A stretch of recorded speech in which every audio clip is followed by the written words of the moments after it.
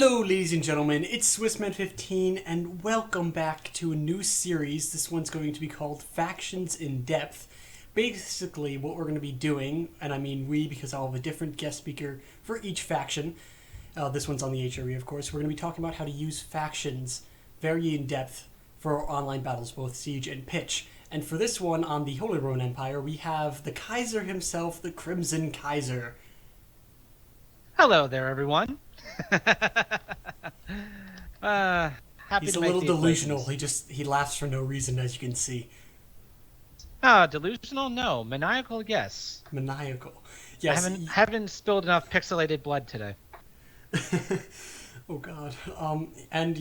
He likes to use the basilisk to kill generals, specifically mine. He's very deadly in that way. You know, I tend to bury hungry with the basilisk. I barely use, but only when people play hungry. But hey, I don't need a basilisk to kill your general. I use my general to kill your general. It works just as well. You know what? You're not real. You don't exist. I deem you not a person. Okay, we're getting off topic. That's true because, yeah. Let's put my demonism aside.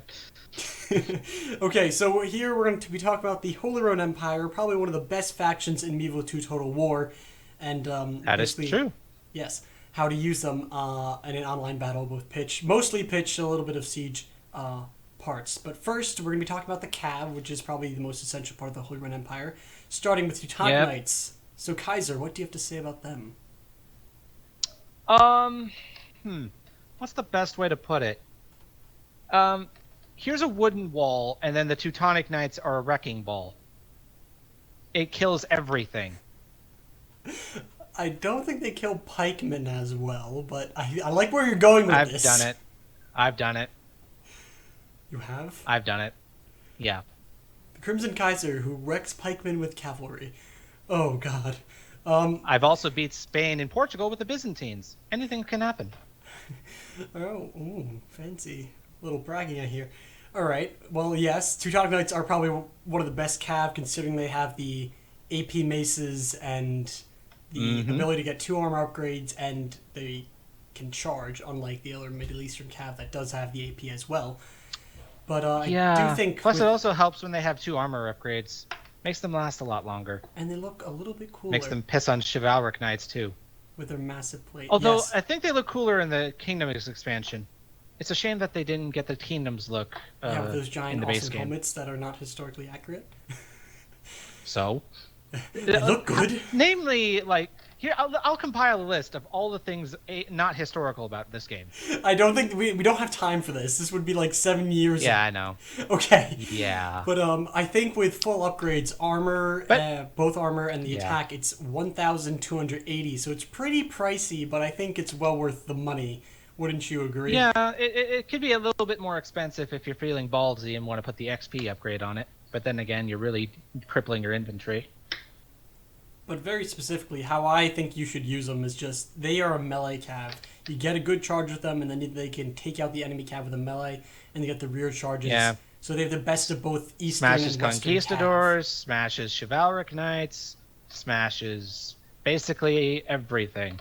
The only time I've ever seen Teutonic Knights have hard time is with Russian cav, and it's only when the Russian cav was upgraded. Oh my God, I'm not joking. I never upgrade Russian cav, but yeah, Teutonic Knights probably the best. They're pretty good. Ooh, yeah, true. But Teutonic Knights probably the best asset the HRE has, and puts them very ahead. Yeah, if you have HRE, you need to at least have 3 or 4 of them in your army. Yeah, 4 or don't even bother playing. Hey! I have a tournament army where I only have 3 for money purposes. But then it brings us to the next cav. You're really holding yourself. You're really handicapping yourself by not bringing 4. Bringing 3 is limiting your potential. But then I also have the by bringing nice 4, you have enough Teutonic Knights to smash the enemy's wings. You keep on interrupting me. I think we're interrupting each other. Well, that's what I do. Well, okay. I mean, I guess we can move on to the Imperial Knights, which are basically, if you're too cheap or don't have enough florins left, or more Teutonic Knights. Yes. They're basically the same thing, only not as good, but they still are. They're reasonable. They are cheap though. I like that. Yeah, they are 750, I think, for one, and that's a lot cheap. That's cheaper than Shivering Knights, and with upgrades, they will either do just as well, or if not better than They'll Shivering mulch them. Knights. With the It's like taking a lawnmower to leaves. yes, Upgraded Imperial Knights will mulch Chivalric Knights. even when they have upgrades. upgrades, because I feel like the upgrades weight more heavily for the Imperial Knights with their AP maces. But if you're going to use them, you have to use them as they sort of go on the outside, and then have your Teutonic Knights that we already talked about do the front, and then have the Imperial Knights sort of go on the sides where they're not as important, because sometimes they do seem to like to rout a bit. I've had experience. Yeah, that's why I compare Teutonic Knights to a wrecking ball. They smash everything in the front, and then the Imperial Knights come in from the back and anally shove their lances right up the unsuspecting cavalry's ass. Exactly. Imperial Knights, very deadly and cost-effective when you're probably in like lower money battles also, which is very important to say. Mm-hmm. But then we must also point out a rather common misconception that people have is with the Cav, you want to use Teutonic Knights, Imperial Knights, and the General's Bodyguard, or maybe some light Cav. Yeah, don't bring anything else, otherwise you suck. Don't bring Gothic Knights. Please don't. You mean that garbage paperweight? Yes. They have the cool-looking armor, I'll give you that, but they don't have a shield and they cost 1,000 florins. It's just Lancer fail. units suck in this game. Yes. Yeah, Lancer units suck in this game. And the CA made the mistake of making Gothic Knights Lancers. Why? Because why not? And no, they're supposed to be like they're supposed to rival French Knights, but French Knights are like, well, they're not garbage, but they're not as good as the faction description would say they were. Since the HRE is the best Western Cav. But basically, don't get them. They cost 1,000 florins. They'll bankrupt you and they'll fail in the battle. But going into the rest of their Cav... Plus the stats screen for them is a total lie. Yes. Very well armored is bullshit. It does not make up for the lack of a shield. Accurate. But going on, we have the two missile cav units that the HRE has, mounted crossbowmen, which a lot of factions have, but worthy of mentioning. But they're very unique unit, the Rioters. Do you have any experience with them? Yeah, units I never get to use because I always ban gunpowder. Oh yeah. I had one battle, I think. It was a random army composition where I used Rioters. They don't have very good range at all. So if you're going to use them, they have the best damage for gun cav. Yes, that's true. But they have to stand like 5 feet in front of the unit they're shooting. So if there's any cav, the cav will catch up and charge them instantly. And even some spearmen can catch them. That's why you need to keep them as support and nothing else. Yeah, you have to wait, I think, until the main battle happens and then have them around for the morale effect of the guns firing in the side, since they're so fast you can maneuver them to where you need them to shoot. Yes. Mm-hmm. Okay. But yeah. One final thing about the Riders. If you have to choose between them, Teutonic Knights and Imperial Knights, just choose the Imperial and Teutonic Knights. The Riders, they have nice gunpowder shots and all, but they don't make up for gimping yourself out of heavy cav. Yeah, that's very true. Although I'd rather bring Riders over Gothic Knights, because Gothic Knights are pure shit. That's very true. But then also, if you're one of those players that likes the missile cav, you have the mounted crossmen. They have the AP missile attack. Yeah. And they can... I used to bring them a lot back in my day. Yeah, I know. They harassed me endlessly. So you can just get them in, harass, shoot down some cav, and then you have the good melee cav that can really supplement for the lack of another melee cav when you use it on that missile cav. So it's a really good balance, especially with them, since you have the melee cav to make up for the archer cav. But let's go on to infantry. Use them as mounted. Oh, yes. Yeah, you're cut off. The pride and joy that everyone seems to shit on. All right. Despite what certain people would think, dismounted Imperial Knights do not suck. Yes. Anyone who says that is going to earn my eternal ire, and I shall hunt them down and murder them. Imperial Knights, without any upgrades, they actually don't form very well. Their morale, they have terrible morale. Well, yeah, sure, but that's why you upgrade them. Yes. The good thing about their upgrades, though, is that they don't cost as much. Like, their armor upgrades, I think, are a little bit cheaper, or maybe it's the attack upgrade. Overall, you can get a fully upgraded dismounted Pure Light for 670 florins, which is cheaper than a dismounted Conquistador, and it will beat it in a melee with that, as long as you have your general. Or you could be like me and just give it all the upgrades, and still beat Spanish Conquistadors. But, experience costs a lot of money. Yeah, but XP upgrades makes them last longer, and I get to laugh in my opponent's face for shitting on them.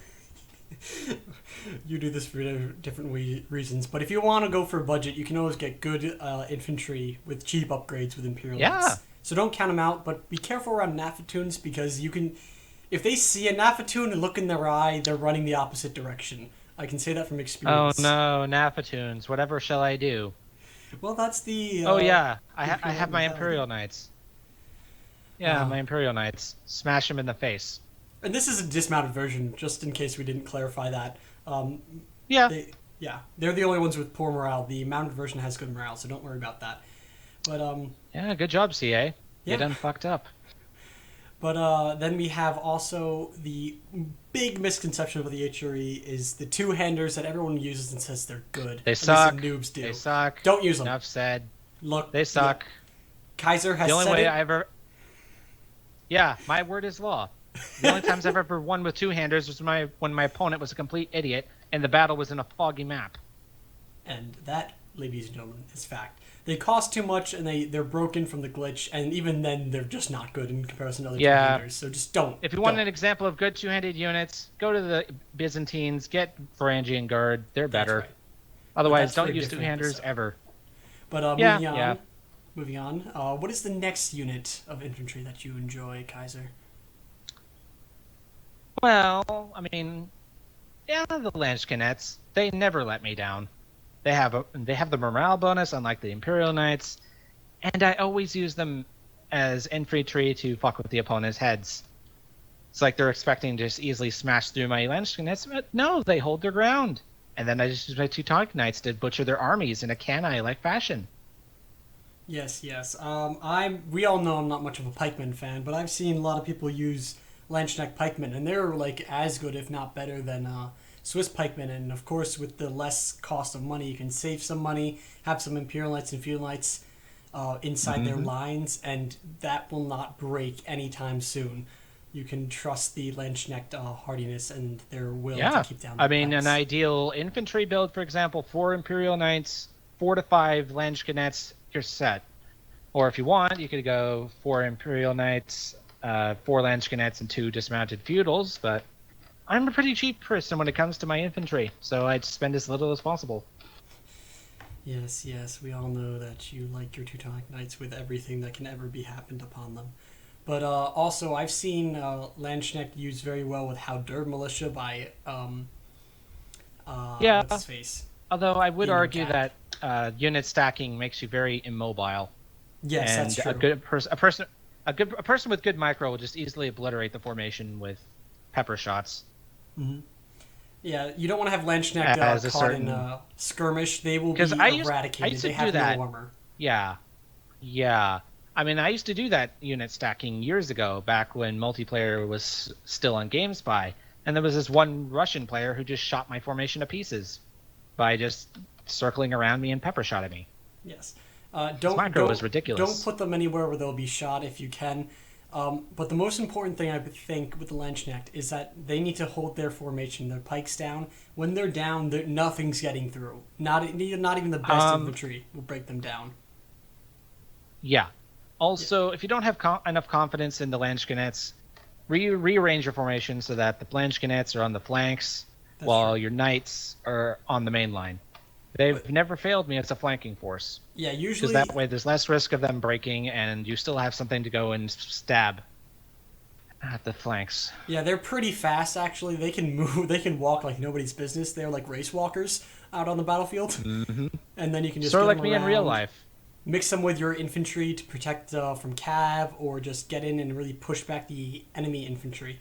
But I want to go to now the next unit of infantry, the next unique unit, the Religious Fanatic, which I love personally because the Religious Fanatic costs 180 florins, and can wreck cav and pikemen in a charge. It's the most beautiful Can thing. we like change their names to overglorified meat shields? Yes, because that's basically all anyone ever uses them for. It's like, don't use religious fanatics for anything else. Just here, if you feel like you're too cheap to afford Pavi's crossbowmen, just ditch all the Pavis, get nothing but religious fanatics, and then look how much money you have left over. Of course, that means you'll have to rush, but hey, it's something new. But and the good thing about how they're good morale.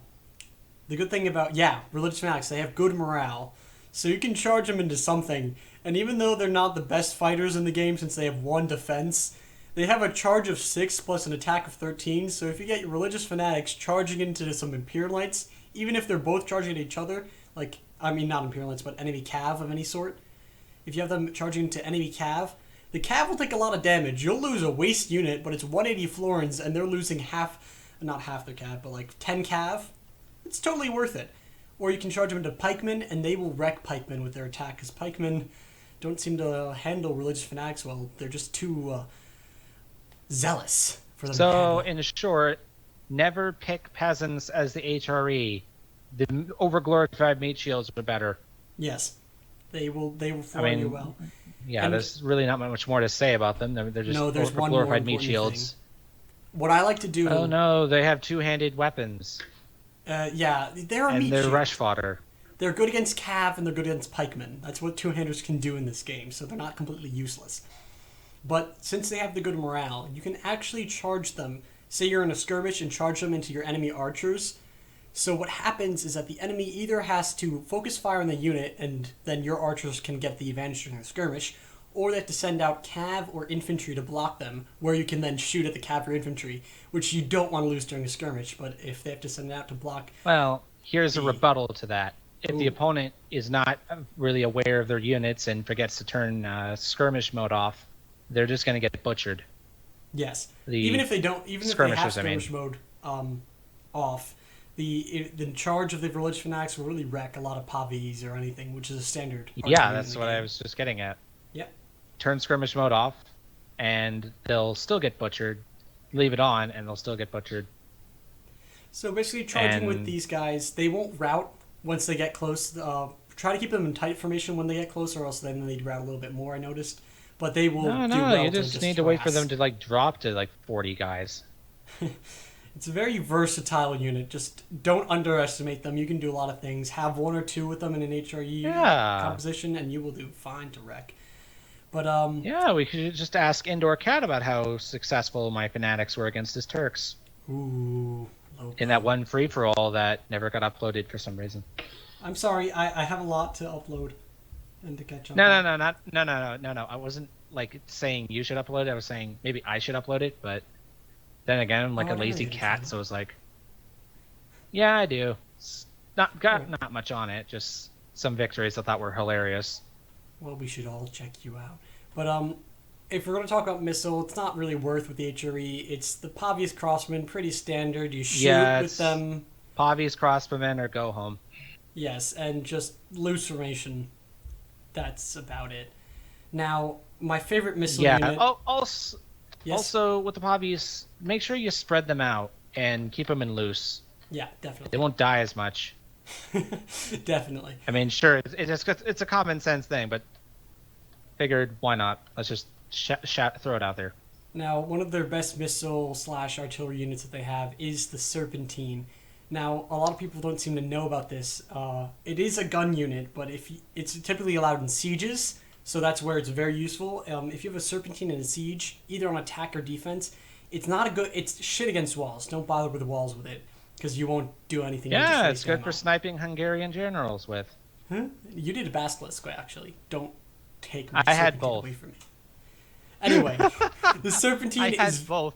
The Serpentine is deadly accurate against troops. So if you get them positioned in a quarter, in a siege, or in a nice hill in a pitch battle, they can actually take out tons of units. I gotten from 70 to 120 kills with a single unit of Serpentine in one match. You also forgot that new boxing with this thing is pretty nice. You just stick this thing inside the box. Yeah, just stick this thing inside the box and wait for the opponent to come to you. Meanwhile, it's the serpentine is killing everything. Yes, that works too.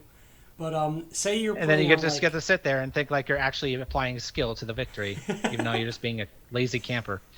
Yeah, but say you're in a fortress siege. If you have them like guarding from the courtyard or down the alleyway, the enemy will have a hard time bringing up any archers or their own artillery to shoot up on your walls, and you can use it to really guard that corridor and get tons of kills of anything charging up against it. It's a very versatile unit, only 700 florins, so I think it's probably one of my favorite artilleries in the game.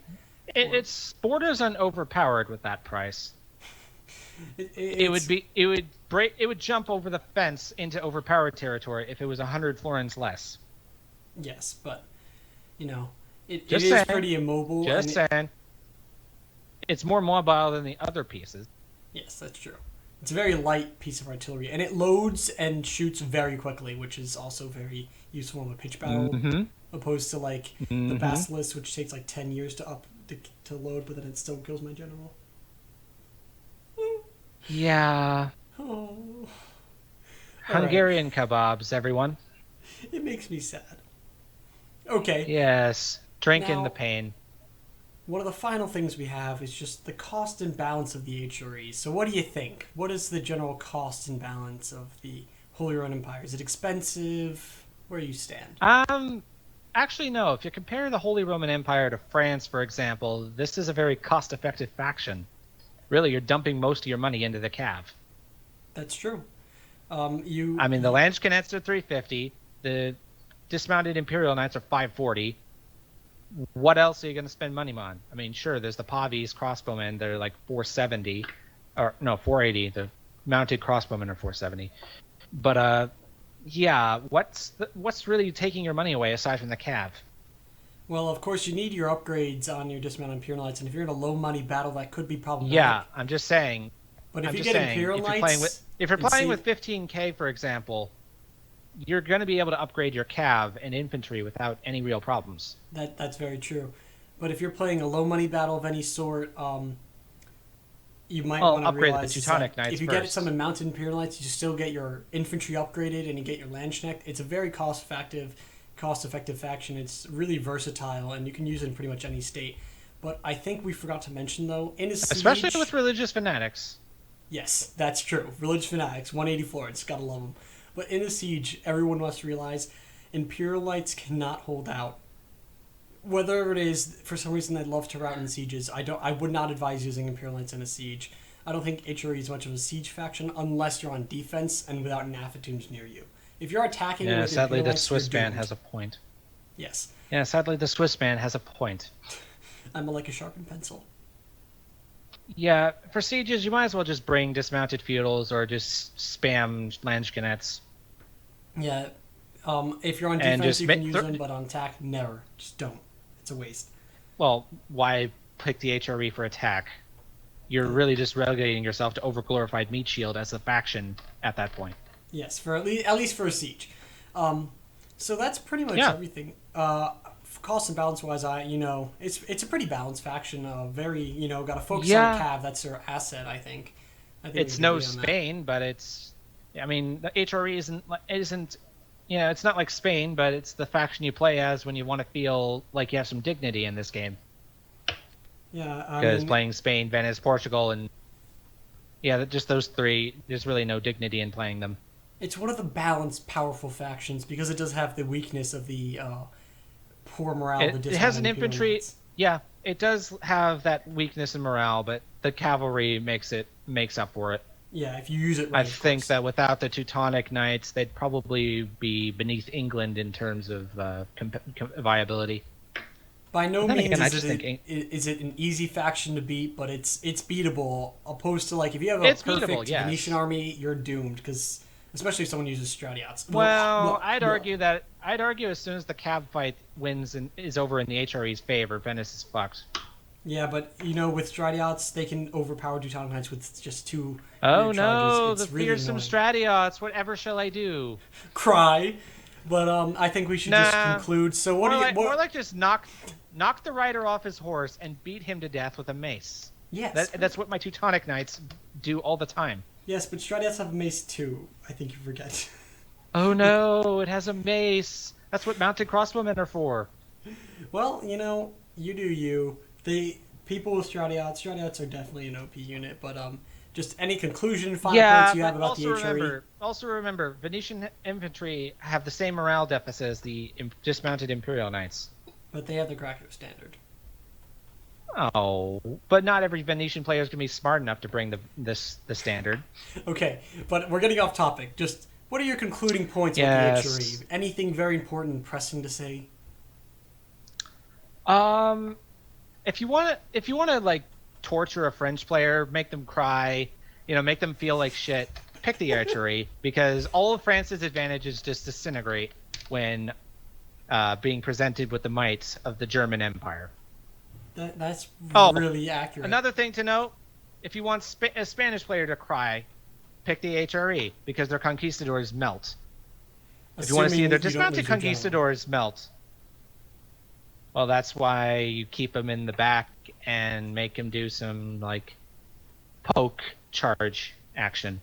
No, I would never keep my general in the back, but just my final. But then again, points... most of the opponents I go up against are usually just AFK with their general. They just forget he's even on the field. Yeah. And here I am just obliterating their cav in like 5 seconds. Never leave your general untouched, but just my final points for the HRE. Yeah. You got to use the Teutonic Knights and Imperial Knights, win the melee, then get the rear charges. It's very important. Yeah, as soon as the cav fight is over and Teutonic Knights are left standing, the battle's over. Yeah. Unless your infantry have routed the HRE and infantry, and that way it'll just be a repeat of me and Swissman's match a few weeks ago. Yeah, but where it's like super anyway. close, and then stop interrupting me. Yeah, anyway, I'll stop interrupting you. Final points is, I swear to God, Crimson Kaiser, I feel you coming again just to be funny, but it won't be. Anyway, final points. I just want to say, if you have your infantry, you gotta make sure your cav is fighting alongside the infantry, even like if you're in the cav fight. Because if you send your infantry first, they will sometimes not last long enough against other infantry from morale or anything. You want to get your cav at the same time so that your infantry can hold out. Because sometimes Imperial Knights, they are great, but if you have upgraded enemy infantry, they will lose, unfortunately. They do have that deficit on them. They're very versatile and very cheap, but you gotta realize that they do have their limits. You just gotta be very quick with the HRE. A lot of micro involved. Which is why, for anyone trying this faction out for the first time, build a rush army. Just pick the fanatics, watch the skirmishers melt, and then watch as your units sort of mix together as the fanatics are charging into the mainline infantry, and then the Imperial Knights just come in from behind. Yeah, but it's also a very good anti-rush faction with the pikemen and its good infantry. Oh, and yeah. the cav, of course. Not doubting that.